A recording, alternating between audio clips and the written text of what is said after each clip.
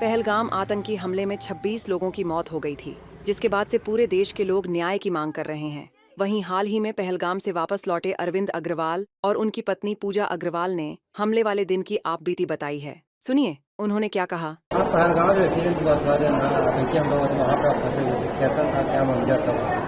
देखिए, मंजर तो बहुत खौफनाक मंजर था। उसको याद करने से काफ़ी दर्द होता है। हम लोग उसको जल्दी से जल्दी भूलना चाह रहे हैं। लोगों की वहाँ पुकारे चीख थी और लोग तड़प रहे थे, उनके परिजन चिल्ला रहे थे।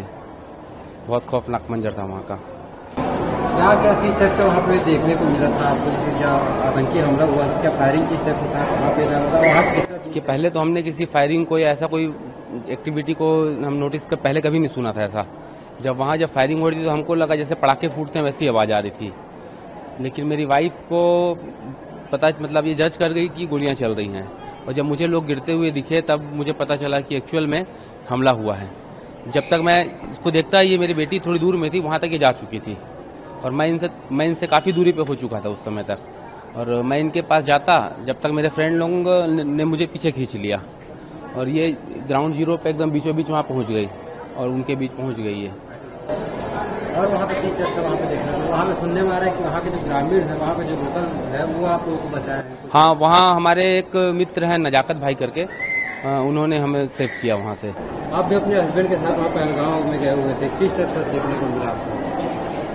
उधर हम लोग फोटो शूट करा रहे थे, हमारे बच्चे खेल रहे थे, तो मैं अपनी अचानक से गोलियों की आवाज़ आने लग गई। मैं इनसे बोली क्या हुआ, तो बोलते हैं पटाखे लगता फूट रहे हैं, लेकिन मेरे को नहीं लगा कि पटाखे फूट रहे हैं। मेरी बेटी खेल रही थी तो मैं उसको पकड़ने के लिए भाग गई वहाँ से। इनसे बोली कि पटाखे नहीं, कुछ और ही है।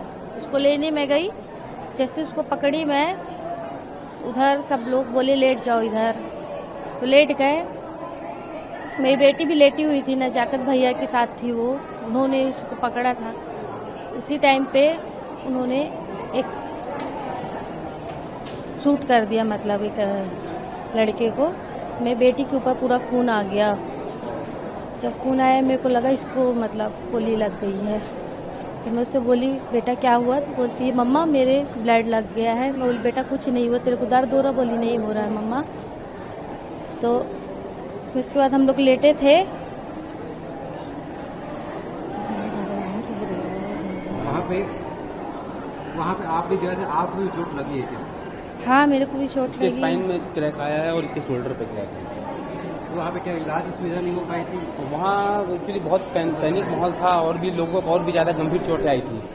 पर हम यहाँ जब रायपुर उतरे तो हमारे क्षेत्र के सम्मानीय मंत्री जी हैं, उनसे लगातार मैं संपर्क में था, तो वो फॉलोअप ले रहे थे। तो मुझे जैसे यहाँ रायपुर में उतरा हूँ तो सीधे यहाँ मुझे ट्रीटमेंट के लिए लाया गया और यहाँ हम लोग को स्वास्थ्य का सुविधा मिल रहा है। वहाँ तो कोई सुविधा मुझे मिल नहीं पाई थी क्योंकि बहुत ज़्यादा पैनिक था वहाँ, और वहाँ का जो गवर्नमेंट थी वहाँ से कोई हमको सुविधा नहीं मिली, वहाँ की गवर्नमेंट से।